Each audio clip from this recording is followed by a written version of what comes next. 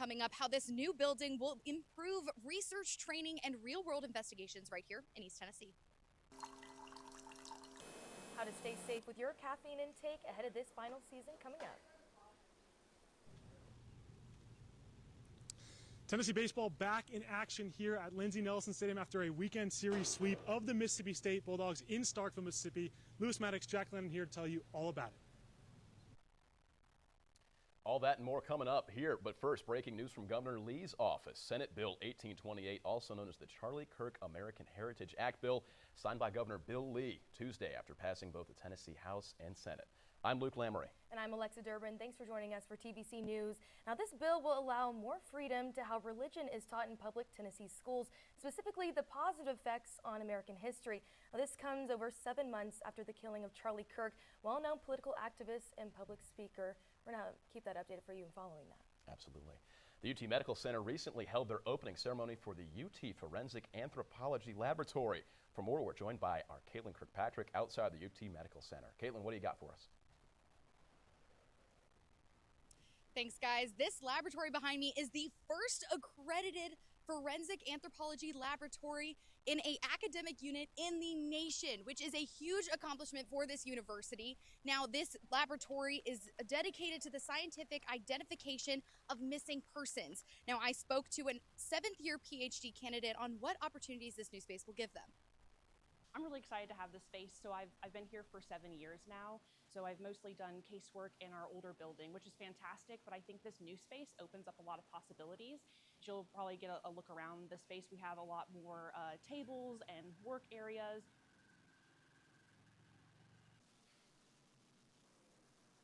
Workstations, an x-ray machine, cold storage, a wet lab, and so much more. The Forensic Anthropology Center currently averages 30 human remain cases per year, but now with this new space, they'll be able to triple that number. This is such an amazing building, and truthfully, it's a huge opportunity for the university. Back to you guys at the desk.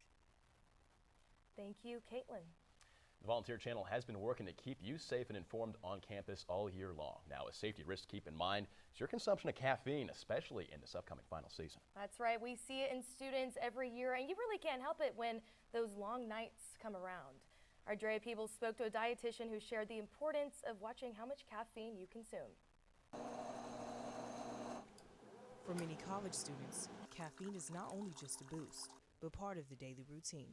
From coffee runs and energy drinks, it helps power through long days and late nights. But recent headlines involving caffeine overconsumption are sparking conversation around how much is too much. As high caffeine drinks remain easy to access, experts say awareness is key. When I would lie down and it felt like there was an elephant on my chest,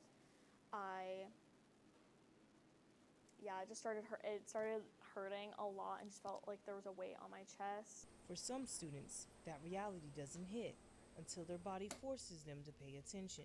And one of the biggest challenges is that caffeine content isn't always clearly listed. One energy drink may not seem like much, but when you add another, and maybe even a third, that caffeine can add up fast. That's where experts say problems can start. One problem in just labeling is that it's not on the labels. It's not required. But for now, you have to Google it, basically. Factors like body size intolerance can impact how your body reacts. While it can be helpful, consuming too much too quickly can lead to several side effects: insomnia, headaches, and increased heart rate. Do your research or read the can before enjoying a drink. Students are encouraged to consider healthier ways to stay energized. Knowing your limits might be more important than you think. Reporting in Knoxville, Drea Peebles, TVC. Again, you got to remember to read those nutrition labels before consuming a caffeinated drink to monitor how many grams of caffeine you drink in a day. Alexa, I certainly need to work on that. It's a lot easier than you think. You know, you may think you need one more, but they kind of hide it from you, like Drea talked about. Well, I think you're holding in there okay today. Yeah? Certainly so. Well, when final season is over, you may be planning to spend more time with friends and family out on the water. There's a number of things to keep in mind while staying safe and still having fun. Maggie Schwerking has the story. Unlike pools, lakes and rivers come with unpredictable risks, like strong currents, sudden drop-offs, and limited visibility. Knowing the dangers before you hit the open water is key to ensure your safety. For owner and CEO of Smoky Mountain H2O Sports, Christine Vestweber says this is how you should stay safe. That's probably one of the biggest things between life jackets and just awareness of what is going on. Because when it comes to open water, small precautions can have life-altering consequences. This is what UT student Natalie Johnson said when I asked her if she still wears life jackets in open water. Even still to this day when I go out with my brother, life jackets are always there and on. In the state of Tennessee, everyone 12 and under has to wear a life jacket at all times, and anyone 13 and up has to have a life jacket in the boat. It's really important. That's how it is back at home too, so that's like the rules I grew up knowing, and I think it's just keeping everyone safe and trying to remind you as you get older that life jackets are still just as important. Vestweber said that over 90% of drownings could be prevented. Life jackets are a key. If you don't want to drown, put your life jacket on. Knowing these risks can help ensure a fun day on the water doesn't turn into a tragedy. In Knoxville for TVC News, I'm Maggie Schwarking. If you're going to be outside on the water, it's really important to keep your skin safe as well with that sunscreen. Absolutely. Our TVC reporter Kaylee Smith spoke to a dermatologist and an esthetician to learn more about how to keep your skin safe from the sun. Take a look. It's that time of year. The sun is shining and your skin is burning. I was at the beach with just my family. I stayed in the water for like 8 hours consecutively, basically, and I didn't reapply. So I got seasick because I was like in the water, and I got sunburnt. Dermatologist Kimberly Grande says sunburns not only happen on sunny days, but on cloudy days too. One of the things that we see a lot in the springtime is people getting sunburned. That is a sign that the skin has been damaged by the sun, and those long-term can show up as skin cancer. Esthetician and nurse Grace Mears says 80 to 90% of aging comes directly from the sun. Keeping sunscreen on during the day, but also when you're not in direct sunlight is super important. In our day-to-day, that's when we're getting the most sun exposure. So it can really age your skin, but also lead to skin cancer. Experts recommend using a sunscreen SPF 30 or higher and to reapply it every 2 hours if you're outside. Minimize sun exposure, invest in your skin when you're young because it really will come back to haunt you. Professionals recommend visiting a dermatologist at least once a year to get your skin checked. And what if you're wanting a tan this summer? Here's what experts recommend. There's self-tan, there's spray tans, there's selfless tanner drops, and those are a whole lot better for your skin. To protect your skin against the sun, wear large brimmed hats, stand in the shade, grab an umbrella, and wear some sunscreen. In Knoxville, Kaylee Smith, TVC News. Got to keep all that in mind. Sunscreen very crucial as you begin to enjoy this warmer weather, Alexa. Yeah, absolutely. For the first time in UT history, 2 girls are taking charge in student government. Caroline Marcus was elected as student body president a couple weeks ago. We got her thoughts on how she plans to serve the community with her vice president, Annabeth Thompson. And I was willing to put everything in my life on the line for Tennessee, and I've been so eternally grateful. It's the easiest choice to make and also the hardest, but no matter what hard work lies ahead, I know that I'm so excited to do it, and I will give it my all throughout this next year. Now, Marcus expressed how honored she is to be serving something so much bigger than herself. She said she has a deep-rooted love for the UT community and ultimately wants to be the type of president that students can reach out and talk to her if they need anything. Our Whitney Reamer will be following Caroline and Annabeth's story and will continue to provide coverage on this first female duo. Be sure to follow us on TVC News Now and on Instagram to stay updated. Now, the Access and Action Award is an honor given to disability advocates on campus, and for the first time, a UT student has won it. For more, our Aubrey Curran is joining us live in studio to share its importance. Yeah, guys, senior Emily Dietrich was the recipient of the Access and Action Award on April 1st. It's an award that represents the importance of disability advocacy on UT campus, and as a student with a disability herself, she said she was inspired to help others after seeing the way she's been treated. She shared with me a message she has for others to keep in mind. It's pretty obvious when people treat me differently. I may not say anything because I'm too nice, and if I do, they start a fight. I'm like, I don't want to fight about it. It's fine. And I'm just like a human. I might be need to be a little more you may have to explain things a little more to me, but you don't have to talk to me like a baby. Yeah, Emily's recognition comes from advocating for disability in her time as a student government senator and in being a part of the Future program here at UT. As a graduating senior, I did also ask her what kind of legacy she hopes to leave behind. She said she wants to make everyone feel like they deserve a voice, including students with disabilities. Back to you guys at the desk. Thanks so much, Aubrey. April is Sexual Assault Awareness Month, and at the University of Tennessee, campus leaders are working to support survivors while also focusing on spreading awareness. A very important issue. Our own Caitlin Kirkpatrick has a story. Across campus, Sexual Assault Awareness Month is about more than just awareness. It's about making sure survivors feel seen, heard, and supported. Leah Dyer, the Relationship and Sexual Violence Prevention Coordinator, says the month is centered around community. So SAM is Sexual Assault Awareness Month. It's a really a time for the community and campus to come together and let survivors know that they're not alone, that we believe them. But support doesn't just come from the events. It comes from resources that many students may not fully understand. Counseling faculty at the university say one of the biggest misconceptions involves the Title IX office. Going to the Title IX office if you're wanting to file a report, but also we have really good psychological support systems as well. So I would say the Student Counseling Center, the staff and student counselors are well equipped to help support. At the Center for Health Education and Wellness, prevention is a major focus, especially when it comes to understanding consent. So it's all about consent, what that looks like, how to make sure that you have it, some different ways to figure out if you don't, especially with like alcohol and things can get blurred within that. Throughout the month, events are designed to educate students and bring the campus together. So we'll be doing something for Denim Day along with that too. We got a lot of students requesting, wanting to know how to support friends and stuff that come forward, and so that's what Denim Day is going to be all about. Whether it's attending events, learning about consent, or simply supporting a friend, everyone has a role to play in creating a safer campus. In Knoxville with TVC News, I'm Caitlin Kirkpatrick. If you or someone you know need help, there are resources for you available. If there's immediate danger, always call 911. But to report abuse, reach out to Sexual Assault Center of East Tennessee. Tennessee baseball swept the series against number 9 ranked Mississippi State. When we come back, we'll tell you how it happened.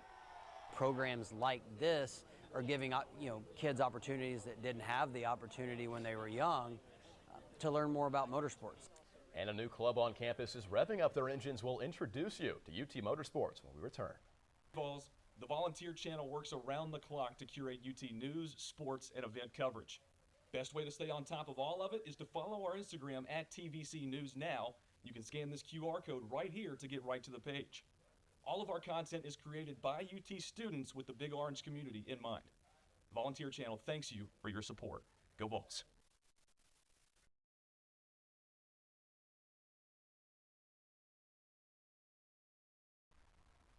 Hey grads, as we near graduation, here's a couple things you can look forward to as well as information on graduation.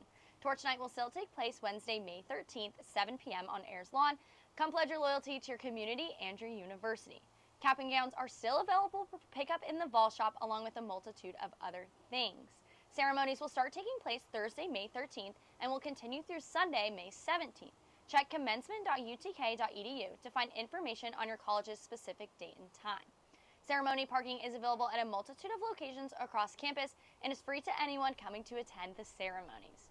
Graduates will receive a QR code about a week in advance from their ceremony with information on where to check in and what to bring/wear. Doors to Thompson Bowling Arena will open 2 hours in advance from each ceremony, and the events are free of entry for anyone wanting to attend. For questions about diplomas, email graduation@utk.edu. And for questions about ceremonies, again, email commencement.utk.edu. Congrats, grads, you're almost there, and as always, go Vols. Welcome back, TVC News. Over the weekend, Tennessee baseball picked up a shocking series sweep over the Mississippi State Bulldogs. For more, let's head over to Sam and Drea for this week's Rocky Top Sports Report. Guys, how about those baseballs? Yeah, guys, the Vols dominated in Starkville as they took all 3 games against the Bulldogs. And the biggest question we all have, though, is how do they do it and can they keep doing it? Well, to answer those questions, let's head on over to Lindsey Nelson Stadium where Lewis Maddox and Jack Glennon are standing by. Guys? Yeah, a little bit of Dr. Jekyll and Mr. Hyde for the Tennessee Volunteers baseball team these past couple weekends. Right here 2 weeks ago inside Lindsey Nelson Stadium behind us, the Volunteers dropped the series 1-2 against the LSU Tigers. But last weekend, going on the road to Starkville, Mississippi, and sweeping the number 9 ranked Mississippi State Bulldogs. Now, the keys to victory in that series, a 1.74 bullpen ERA as opposed to a 10.29, astoundingly high bullpen ERA against LSU. Also, contact played a huge role for Tennessee this past weekend, averaging 11 hits per game against the Bulldogs as opposed to just 5 against the Tigers. Now the Volunteers have a big series coming up against Ole Miss starting tonight. Lewis, what are your thoughts? Yeah, Jack, I mean, just to build off of what you said, I think this is what every Tennessee fan was waiting to see from this Tennessee baseball squad. Obviously, a lot of young guys on this roster, but those young guys are very talented. That's why they're here, and I think we saw the first big picture look at what this Vols baseball squad is supposed to look like last weekend in Starkville. Now, the question is, was that series sweep kind of a fluke? I mean, are we going to see that again from Tennessee baseball? Number 25 Ole Miss comes into town tonight. Going to be a big-time series for the Vols. This can show a lot about this Volunteer squad. They can build some momentum, and this is going to be a huge one for Tennessee if they look to make a play into SEC play and get into the tournament. We're going to send it back over to you guys at the studio for now at Lindsey Nelson Stadium. First pitch tonight coming up at 6:30. Thank you, guys.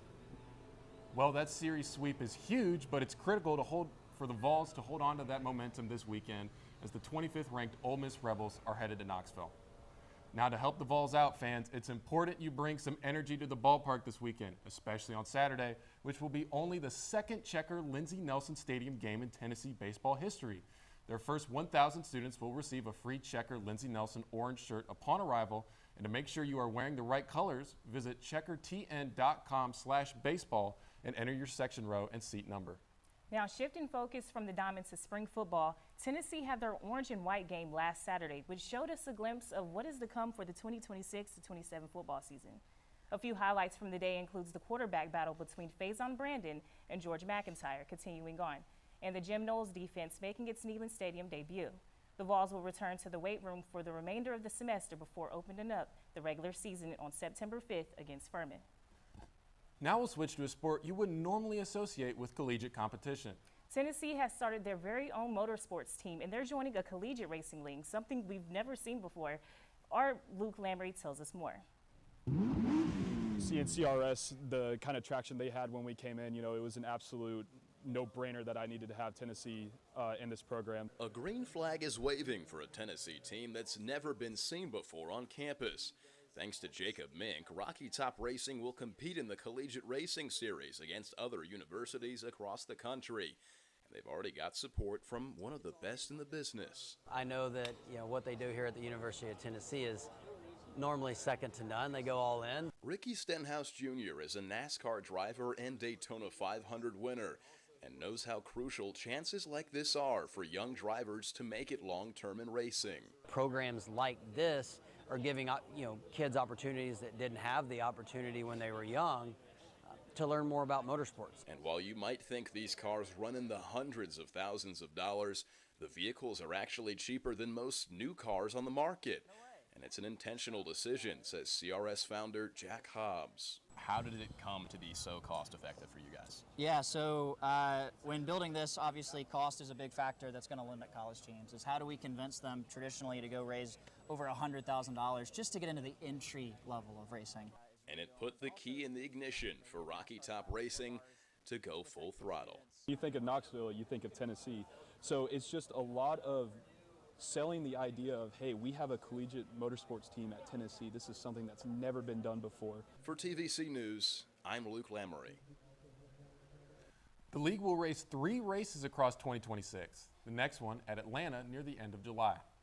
To wrap things up, Tennessee's very own Jackson Harrington battled last weekend at the Masters, tying for the best finish for an amateur at the 2026 Masters. Unfortunately for Harrington, he did not make the cut to play on the final 2 days of the Masters and missed out on the opportunity to win the coveted Silver Cup. Tuesday, the team placed 4th overall in the Louis Chitangwa Memorial due to a strong outing by Bruce Murphy, who finished 3rd overall at 12 under for the Vols. For Harrington and the rest of the men's team, their sights are set on the SEC champions starting Wednesday. And for Harrington, he has one last major he is qualified for, the U.S. Open in late June. And staying on the topic of golf, one professor here at UT has spent a lot of time around the game, even enough to write his very own book. For more, we'll send it back to you guys at the desk. Thanks, Treya. You likely know him for his 26 years with ESPN or his countless stories on College Game Day, but to many UT students, he's a professor and a mentor. Yeah, Jane Wojciechowski joined the College of Communication and Information as a professor of practice just last year. He brings decades of experience in the industry and just recently published a new novel, a fiction piece on golf. I just use golf as a vehicle. And so if you don't know golf, well, what I do is try to educate you. I hope by the end of this book, you've learned something about golf, even if you don't care about golf. But really the key is to get you invested in the characters and in the storyline. Now, you can find the book on major book-selling platforms, including online and in person, Amazon, and in Barnes & Noble. Be sure to grab your copy.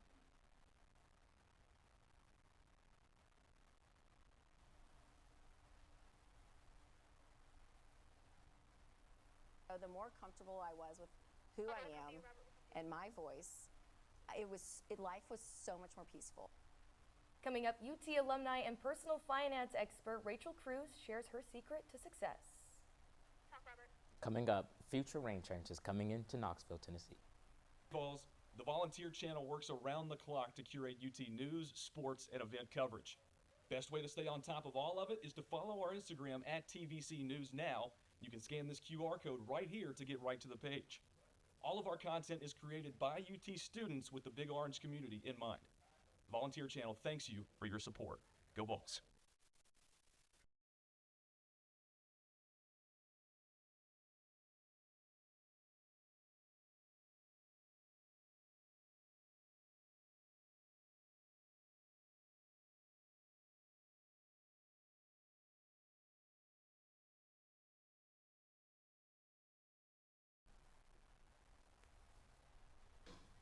We are heated in East Tennessee. It's the birthday candle, 87 degrees in Knoxville, 87 in Lenore City. But you'll find me in Morgan because it is cool.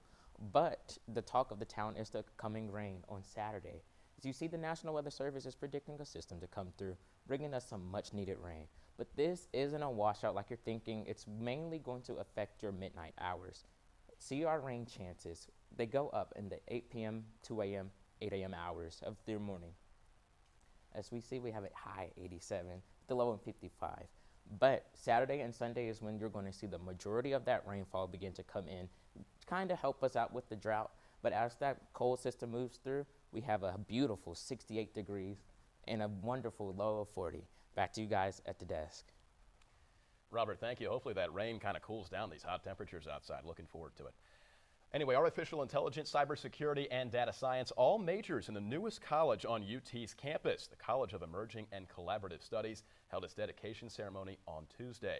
A set of drones helped deans and UT administrators in the ribbon cutting. Chancellor Dondi Plowman spoke on behalf of the university on Keck's collaboration with the technology industry. And TVC was fortunate enough to speak to Keck's Dean Uzlem Kilik after the ceremony.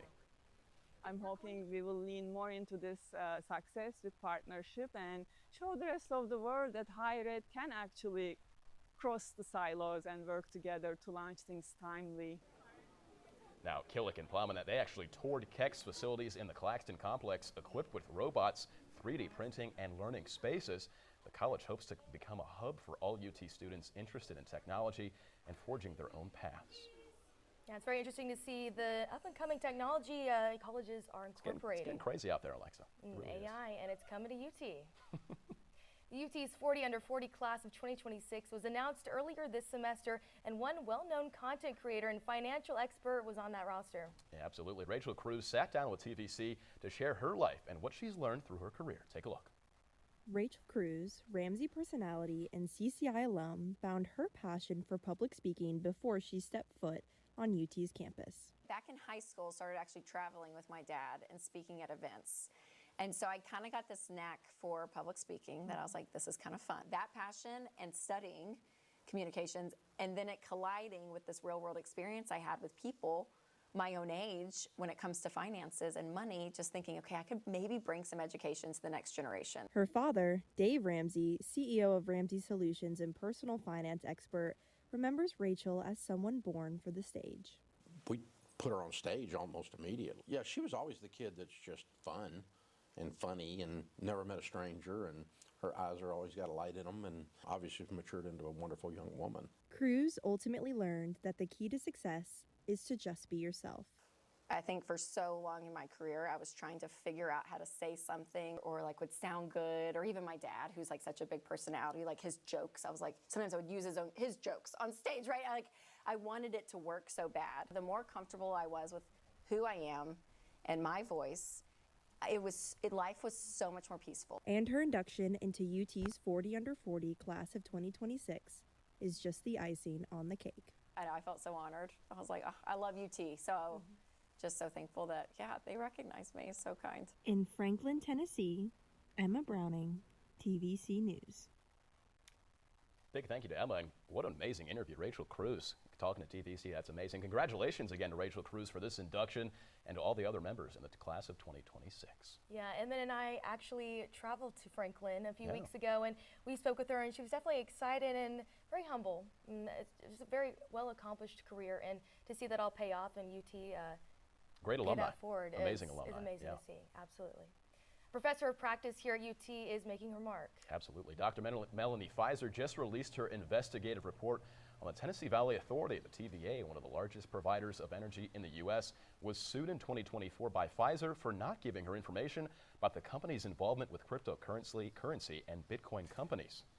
You know, I didn't anticipate filing a lawsuit, but it just seemed very obvious to me once I got those documents back that there was something there that was in the public interest. The case came to a settlement late 2025.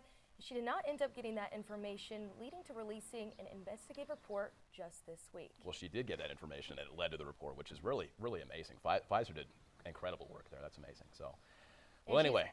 She's on the way also mentoring students as she's navigating that process, partnerships with local media here in Knoxville like Knox News, and certainly paving the way for students and everyone here at CCI alike with those types of things. Absolutely. So that's about what we're going to do here at TVC for this week. We'll see you next week. And like Robert said, hopefully those temperatures start to cool down. I'm getting hot outside. So ready for a nice cool week next week. We'll see you next time on TVC. Luke Lamry alongside Alexa Durbin. We'll see you next time. And as always. Yeah, thanks for joining us. And go Vols. Go Vols.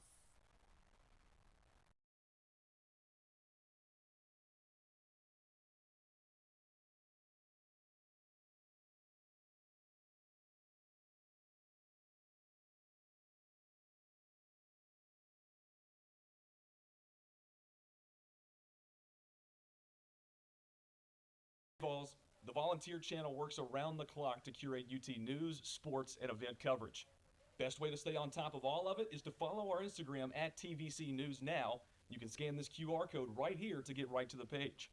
All of our content is created by UT students with the Big Orange community in mind. The Volunteer Channel thanks you for your support. Go Vols.